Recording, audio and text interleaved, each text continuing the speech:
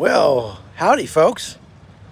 We're live and I'm coming to you from Aqaba in Jordan. Aqaba's right on the Red Sea, and I wanted to do this quick live because it's so beautiful here.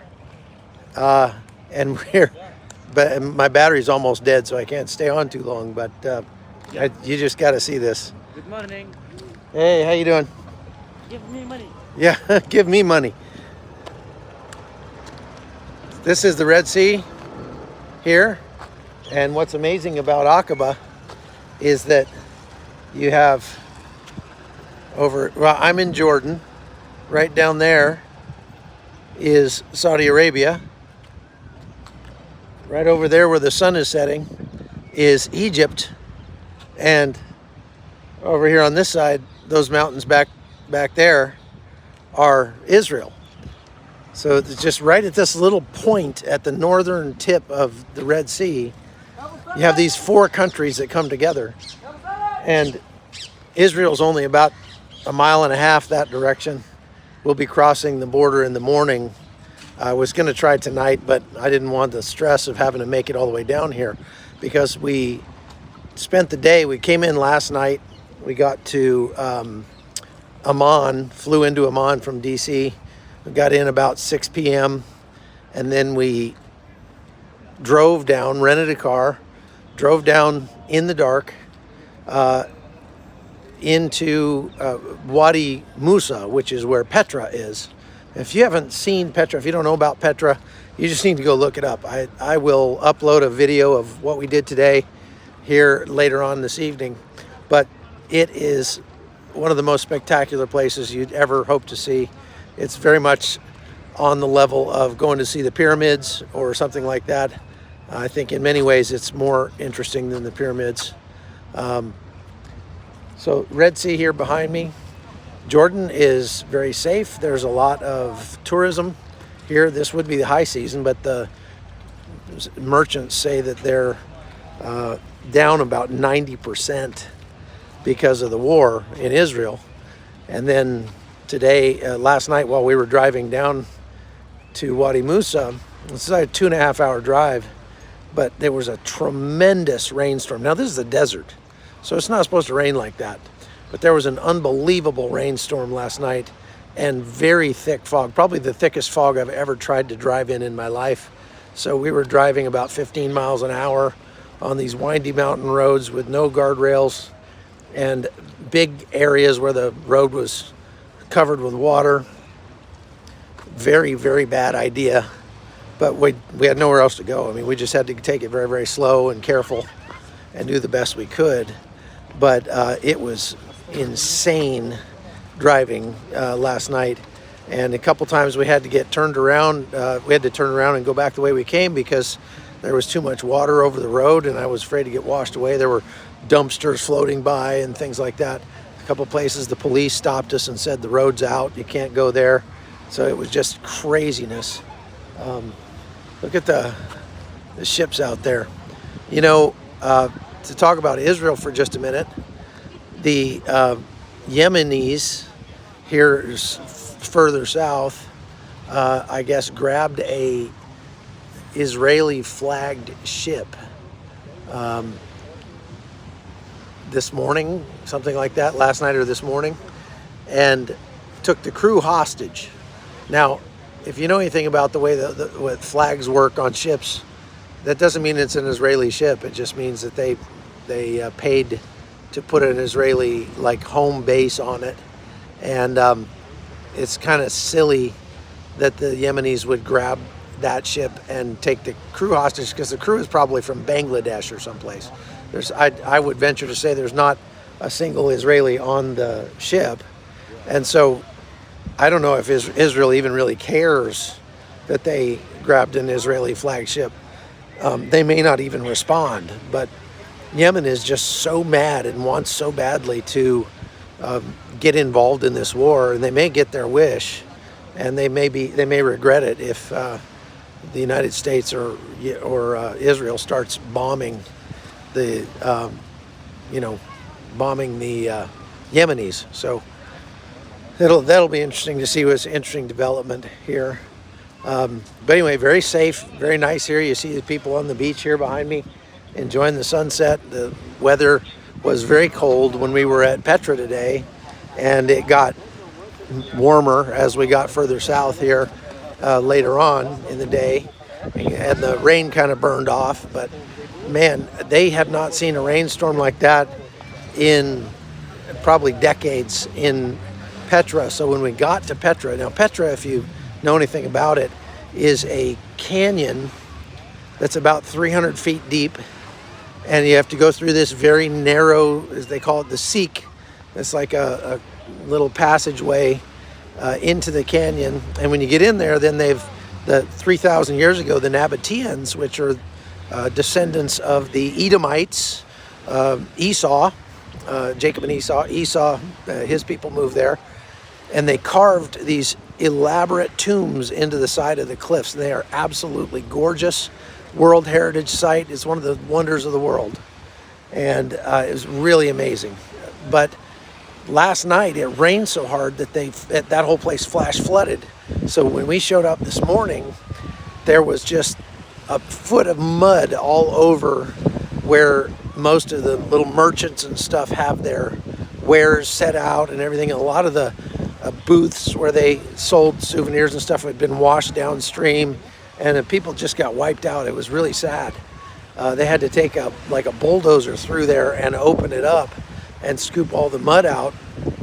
And but because of that and because of the war in Israel, the tourism is so low, we almost have the whole place to ourselves, which is unheard of. Just amazing.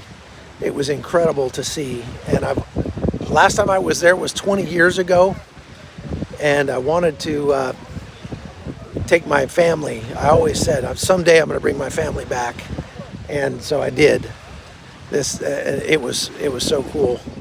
Of course, I've got my wife and my daughter here with me, my youngest daughter.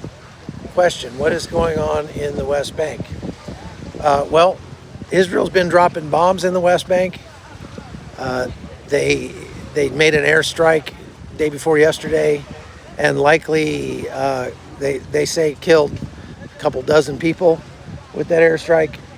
The people in the West Bank are still up in arms, and I would venture to say that is the most dangerous, most likely place for a second front to open up. I think even more likely than having Hezbollah come across from the north.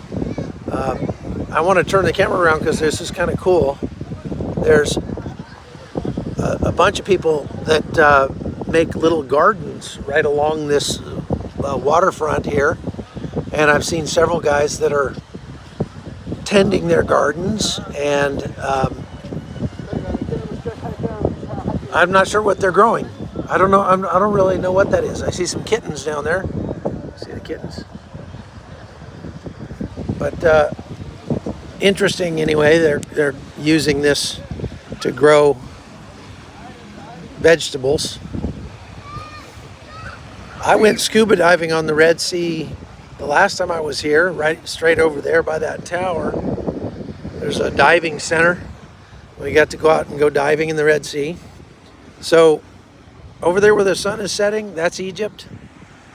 Over here, that over there is Eilat.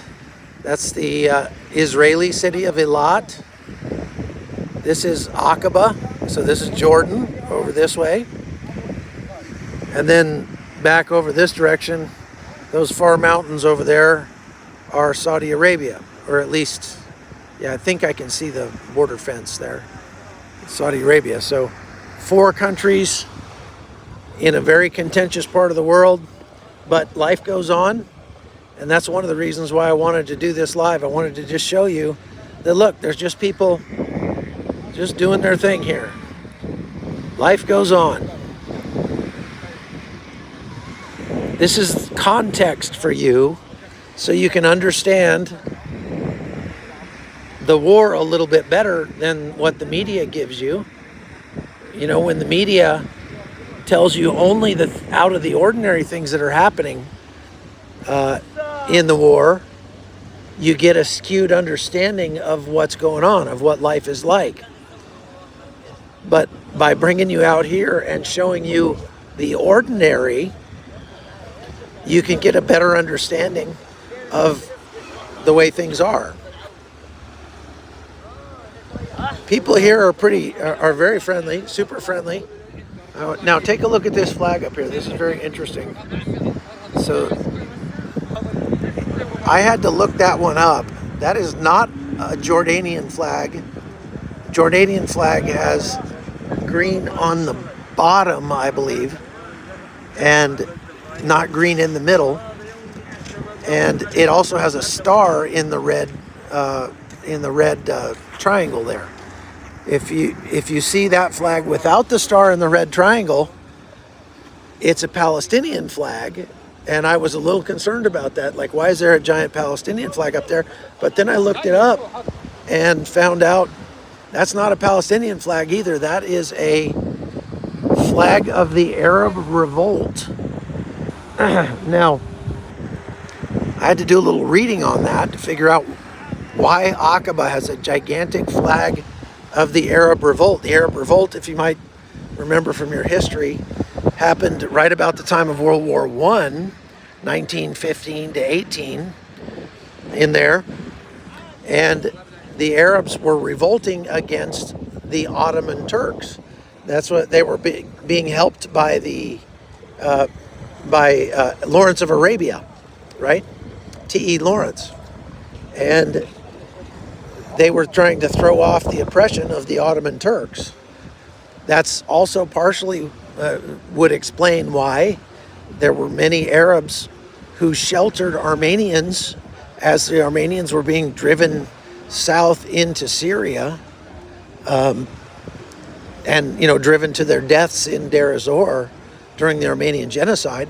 There were many Arabs that actually took the Armenians in and sheltered them, not because they were friendly to Christians necessarily, but because they were angry at the Turks and they saw what the Turks were doing and they wanted to counter the Turks. Now, can we just take a picture of that? Is that just amazing or what? What a great shot that is. That is incredible.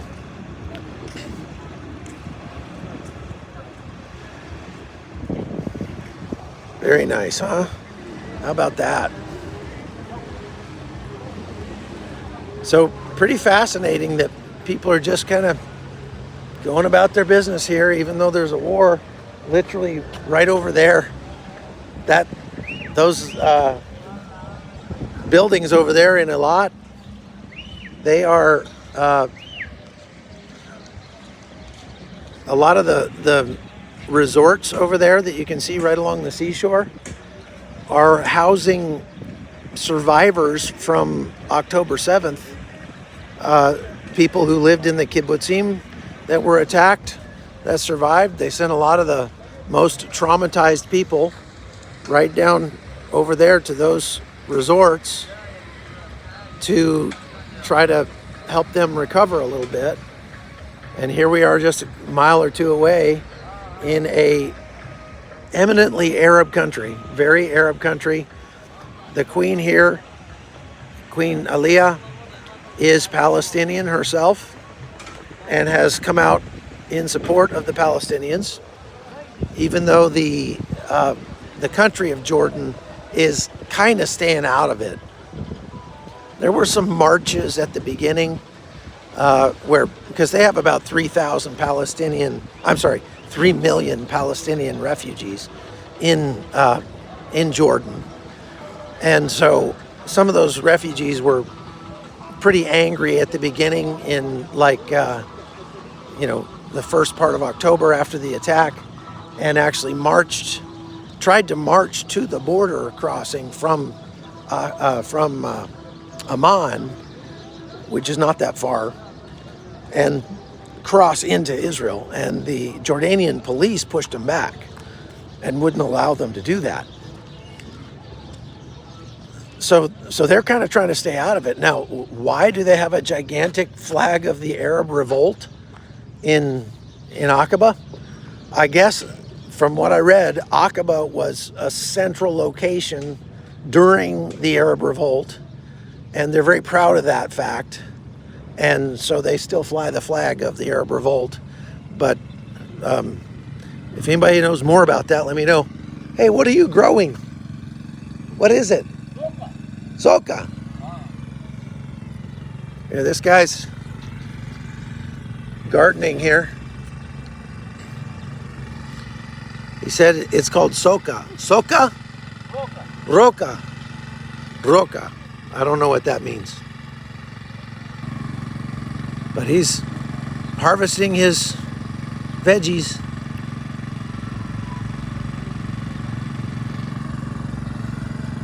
Yeah. Very nice.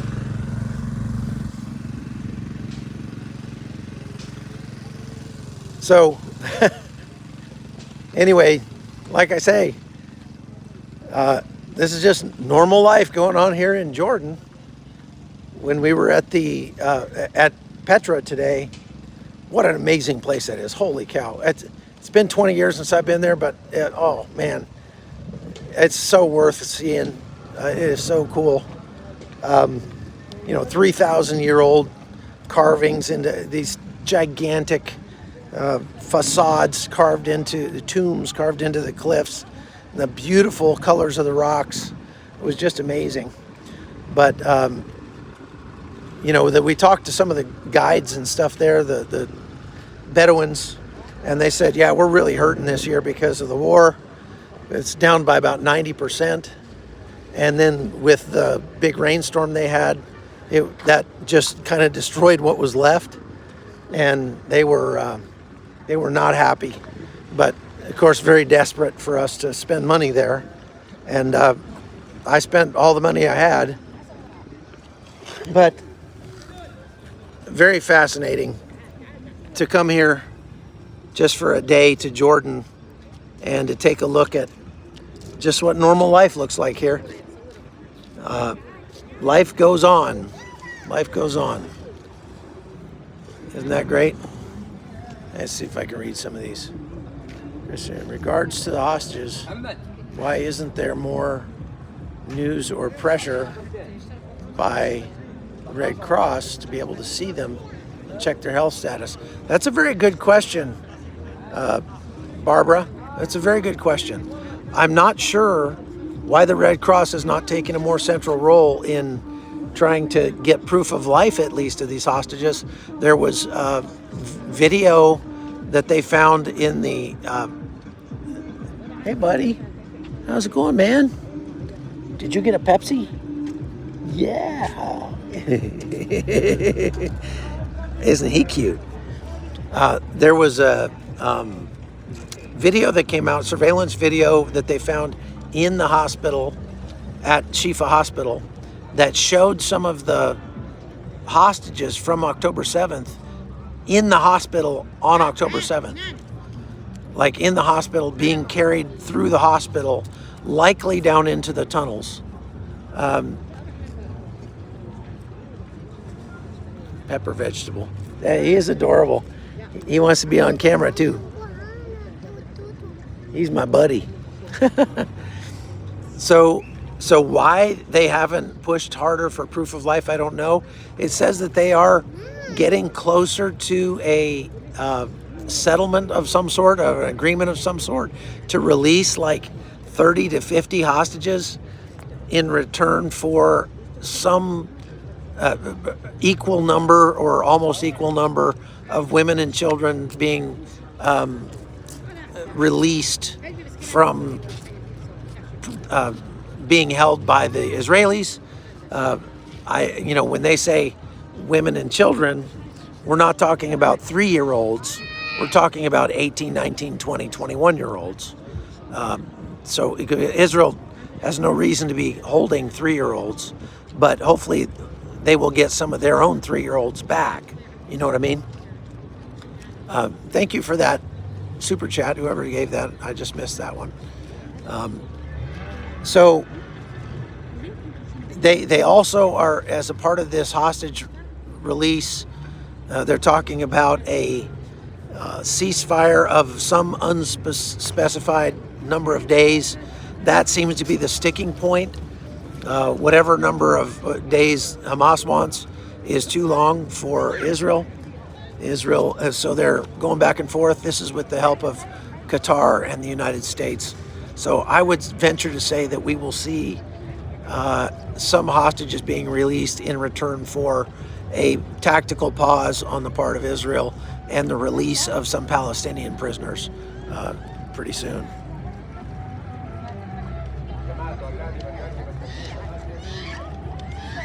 Don't think there are many hostages still with us. Yeah, I don't disagree. I'm sure a lot of the hostages have not survived. But, I mean, think of it this way. Hamas has a very vested interest in keeping those hostages alive because those are very valuable to Hamas. So I think they're going to do everything they can to try to keep them alive. But I think some of them are probably been killed in the shelling and bombing that's taken place. There's a police boat out there, right out there, that is, it's got his lights and siren going. I'm not sure why, but he's in a hurry to get over here somewhere.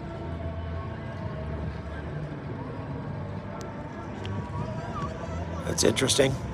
Huh. I don't know.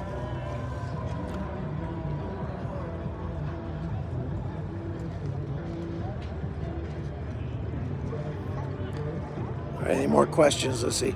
On the app you are using, what does it mean when it says hostile aircraft? That means it's a possible drone. Hostile aircraft just means there's something flying toward Israel that they're not sure what it is. They're doing the call to prayer now. I don't know if you can hear that.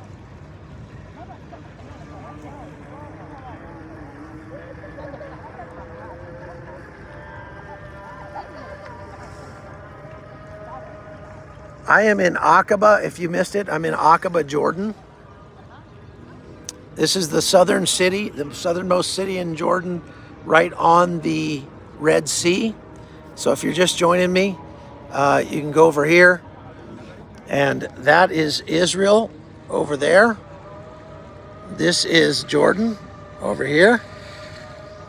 Right down there. Those mountains over that way are Egypt.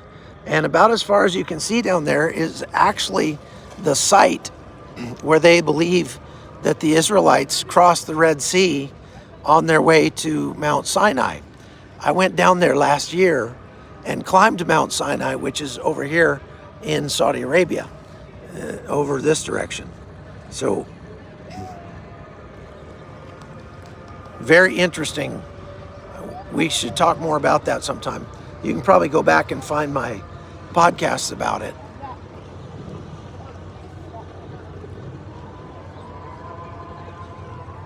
So what happened with Israel not negotiating with terrorists? Good question. I think they're getting a tremendous amount of pressure from the U.S. The Biden administration wants very badly to be able to claim that they brokered a ceasefire, and they are putting a tremendous amount of pressure on Israel right now, which is not a good thing. And Israel's not happy about it. Whoop.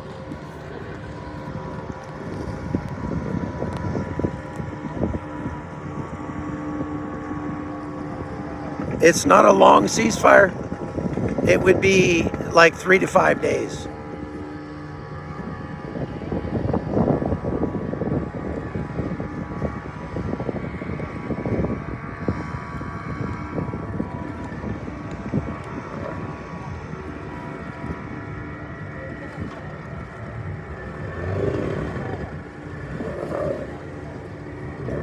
If you have sent me emails, I have seen them. If I haven't gotten back to you, I've been too busy. I've been getting a whole lot of emails. If you want to reach out to me, you can reach out to me at hotzoneholton@gmail.com.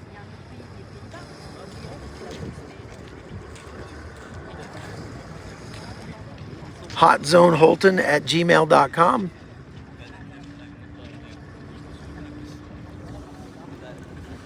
or you can go to my locals page. I did a live last night just for my local subscribers from a Bedouin camp where we spent the night. We actually had a place reserved, and when we showed up there, the water, the flash flood had washed the road out, and we couldn't get to the place that we had reserved to stay last night. So we ended up staying in a Bedouin camp, and I did a live broadcast about it on my locals page, which you can go and sign up at chuckholton.locals.com. There's that police boat.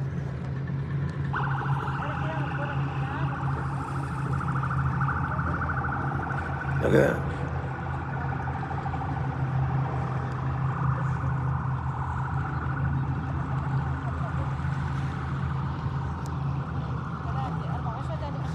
I don't know what that's all about. Looks like fun though. Anyway, we had a great time with the Bedouins last night. Great food here. The food in Jordan is amazing. I love the food here. And we had an amazing time at Petra today. So keep watching the podcast because I'll put up a video from that tonight. And then tomorrow we'll be back in Israel over on the Eilat side, right just across the water here, and try to interview some of the people who survived from October 7th. So stay tuned for that. So I got to go because my battery's dying, but love you guys. We'll see you later. Stick around. There's a lot more coming. I'll be back in Israel for about a month. All right? We'll see you. Bye.